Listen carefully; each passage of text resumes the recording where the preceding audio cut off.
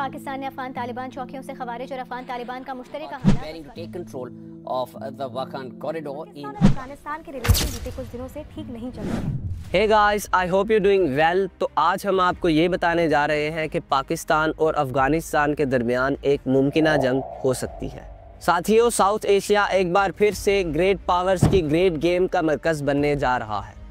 दिसंबर 2024 में टीटीपी तहरीके तालिबान पाकिस्तान, जो कि अफ़गान तालिबान का एक ऑफशूट है, और वो क्रॉस बॉर्डर टेररिज्म के ज़रिए पाकिस्तान के ज़िला जनूबी वज़ीरिस्तान में हमला करते हैं, जिसमें 16 पाकिस्तान आर्मी के जवान जाँ बहक हुए। पाकिस्तान ने अफ़गानिस्तान को बारहा ये बावर करवाया है कि अफ़गानिस्तान से क्रॉस बॉर्डर टेररिज्म के ज़रिए टीटीपी पाकिस्तान में अपनी कार्रवाइयाँ करती है, जिसमें अब तक 2024 में पाकिस्तान में 433 हमलों में 9000 अफराद शहीद हो चुके हैं। जिसके जवाब में पाकिस्तान ने 25 दिसंबर 2024 को अफ़गानिस्तान के सूबा पख्तिका में एक एयर स्ट्राइक की, और जिसमें पाकिस्तान ने टीटीपी के मेन कमांडर्स को निशाना बनाया।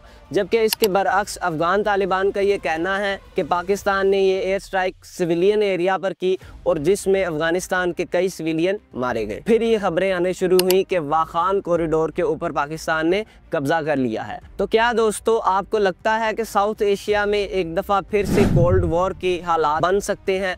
और क्या अफ़गानिस्तान और इंडिया मिलकर पाकिस्तान को दोनों वेस्टर्न और ईस्टर्न बॉर्डर पर कमज़ोर कर सकते हैं? और क्या पाकिस्तान, चाइना और ताजिकिस्तान मिलकर वाखान कॉरिडोर पर कब्ज़ा कर सकते हैं और चाइना का बेल्ट एंड रोड इनिशिएटिव, जो कि सिल्क रोड से गुजरता हुआ यूरोप तक जाता है, उसको सिक्योर कर सकता है? दोस्तों, आज हम इन्हीं सवालात के जवाबात को देखेंगे। वाखान कॉरिडोर का वाखान रहदारी। पाकिस्तान जल्द ही वाखान कॉरिडोर पर कब्जा करने के लिए अफगानिस्तान पर हमला कर सकता है।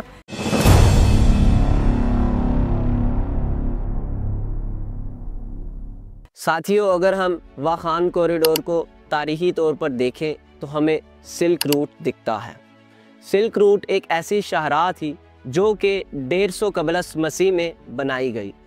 इस रूट में चाइना से रेशम यानी सिल्क को यूरोप तक लेकर जाया जाता था। वहाँ की रूलिंग क्लास और नोबिलिटी इसे शौक से पहनना पसंद करती थी। ये सिलसिला सदियों तक इसी तरह से जारी रहा, और 1453 में सुल्तान मोहम्मद फ़ातेह ने जब कुस्तुनतुनिया पर फतह हासिल की, तो उन्होंने इस रास्ते को मुकम्मल तौर पर बंद कर दिया, और ये तारीख़ी तजारती रास्ता बंद हो गया। 1893 में जब अफ़गानिस्तान और पाकिस्तान का जो बॉर्डर आज जिसको हम ड्यूरन लाइन कहते हैं वजूद में आया, तो ये वाखान कॉरिडोर की पट्टी अफ़गानिस्तान के हिस्से में चली गई, और इस एरिया को सल्तनत बरतानिया और उस वक्त की सुपर पावर सोवियत यूनियन के दरमियान एक बफर जोन की हैसियत हासिल हो गई। दोस्तों, वाखान कॉरिडोर एक नैरो स्ट्रिप है जो कि अफ़गान सूबा बदख्शां में आती है। इसकी लंबाई तकरीबन 350 किलोमीटर, जबकि इसकी चौड़ाई 64 से 15 किलोमीटर के दरमियान है, और मोस्टली ये एक बंजर इलाका है, लेकिन इसको वादी से मुल्हका किया गया है। ये एक बंजर रास्ता है, लेकिन अगर इसकी अहमियत को जानना चाहते हैं तो ये रास्ता यूरोप को सेंट्रल एशिया के ज़रिए चीन तक मिलाता है। साथियों, जैसे आगे हमने आपको इस बात से आगाह किया है कि तहरीके तालिबान पाकिस्तान ने पाकिस्तान में 2024 में 433 के करीब कार्रवाइयाँ की हैं, जिनमें पाकिस्तान के तकरीबन 9000 के करीब लोग मारे गए हैं। और ख़ासकर जनूबी वज़ीरिस्तान के इस वाक़ये के बाद पाकिस्तान आर्मी ने ये अज़म किया है कि अगर अफ़गान तालिबान तहरीके तालिबान पाकिस्तान को कंट्रोल नहीं करती और उन्हें पाकिस्तान में क्रॉस बॉर्डर टेररिज्म से नहीं रोकती, तो पाकिस्तान भी एक कदम आगे बढ़ाते हुए अफ़गान तालिबान को सबक सिखाएगा। और वो इस तरह से कि एक्सपर्ट का मानना ये है कि पाकिस्तान वाखान की इस पट्टी पर कब्ज़ा कर सकता है, जो कि अफ़गान तालिबान के लिए एक बहुत बड़ी शिकस्त होगी। पाकिस्तान ने इसी हवाले से पहली बार एक अफ़गान पॉलिसी मुतारिफ़ करवाई है, जिसके नतीजा में पाकिस्तान के DGISI ने ताजिकिस्तान में ऑफिशियल नेटवर्क से रब्ता किया है, और इसी के साथ साथ उन्होंने नॉर्दर्न अलाइंस जैसे ताजिक ग्रुपों के साथ भी रब्ता किया है, जो कि अफ़गानिस्तान में अफ़गान तालिबान के ख़िलाफ़ लड़ रहे हैं।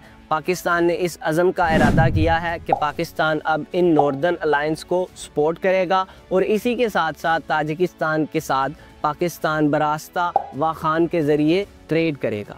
एक्सपर्ट्स का मानना ये है कि अगर पाकिस्तान ने वाखान कॉरिडोर के ऊपर कब्ज़ा कर लिया तो पाकिस्तान को सेंट्रल एशिया तक डायरेक्ट रसाई मिल जाएगी, जिससे पाकिस्तान सेंट्रल एशिया तक डायरेक्ट तजारत कर सकेगा और इसी वाखान कॉरिडोर के ज़रिए पाकिस्तान ताजिकिस्तान से गैस भी हासिल कर सकेगा।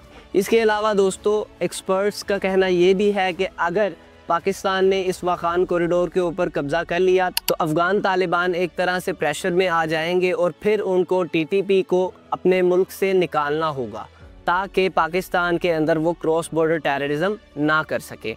दोस्तों, इसी तरह से इस मामले में चाइना के स्टेक्स इस तरह से हैं कि अगर पाकिस्तान वाखान की इस पट्टी पर कब्ज़ा कर लेता है तो चाइना का जो BRI belt and road initiative project और जिसके ज़ेरे इंतज़ाम CPEC यानी चाइना पाकिस्तान इकनॉमिक कॉरिडोर काम कर रहा है, उसको मुस्तकबिल के हवाले से सिक्योरिटी हासिल हो जाएगी। वो इस तरह से कि इस मंसूबे के ऊपर अब दहशतगर्दी का कोई भी ख़तरा नहीं रहेगा। लेकिन इसके बरक्स दोस्तों, अगर हम देखें तो अफ़गान तालिबान ने दुबई में इंडिया के वज़ीर ख़ारजा साथ मुलाकात की है और जिसमें ये तय पाया गया है कि दोबारा अब इंडिया अफ़गानिस्तान को उस तरह से सपोर्ट करेगा जैसे हामिद करज़ई के दौर में इंडिया करता था। दोबारा से TTP को फ़ंड फ्राहम करेगी ताकि पाकिस्तान में दहशतगर्द कार्रवाइयाँ की जा सके और पाकिस्तान के वेस्टर्न और ईस्टर्न दोनों बॉर्डर्स को डिस्टेबलाइज़ किया जा सके, जो कि पाकिस्तान के इकनॉमिक और स्ट्रेटिजिक स्टेक्स के लिए नुकसानदेह साबित हो सकता है। इस वॉर का एक इम्पैक्ट ये भी हो सकता है कि आइंदा दिनों में अफ़गानिस्तान में एक सिविल वॉर की सी कैफियत हो सकती है, जिसमें डिफरेंट स्टेक होल्डर शामिल हो सकते हैं, जिनमें पहला number Afghan Taliban, TTP, Daesh और उसके बाद नॉर्दर्न अलायंस जो कि ताजिक ग्रुप है उनका हो सकता है। दोस्तों, अमरीकी इन्खला के बाद पाकिस्तान ने अफ़गानिस्तान में मौजूद अफ़गान गवर्नमेंट को सपोर्ट किया और इसी के साथ पाकिस्तान ये मुतवक्का रखता था कि अफ़गानिस्तान की गवर्नमेंट भी उसी तरह से पाकिस्तान के साथ मिलकर काम करेगी और ख़ास तौर पर TTP को पाकिस्तान में कार्रवाइयाँ करने से रोकेगी। लेकिन ऐसा ना हो सका और TTP ने अपनी कार्रवाइयों को पाकिस्तान में तेज़ कर दिया, जिसकी वजह से पाकिस्तान और अफ़गानिस्तान के हालात इस कदर कशीदा हो गए। दोस्तों, अगर पाकिस्तान और अफ़गानिस्तान ये चाहे तो वो मिलकर क्रॉस बॉर्डर टेररिज्म को ख़त्म कर सकते हैं और ख़ित्ते से दहशतगर्दी का ख़ात्मा भी कर सकते हैं और इसी के साथ साथ इस खित्ते में इकनॉमिक प्रॉस्पेरिटी भी आ सकती है। दोस्तों, अगर आपको ये वीडियो पसंद आई तो इसे लाइक करें, कमेंट करें और अपने दोस्तों के साथ शेयर करें और चैनल को सब्सक्राइब करना मत भूलिएगा। शुक्रिया।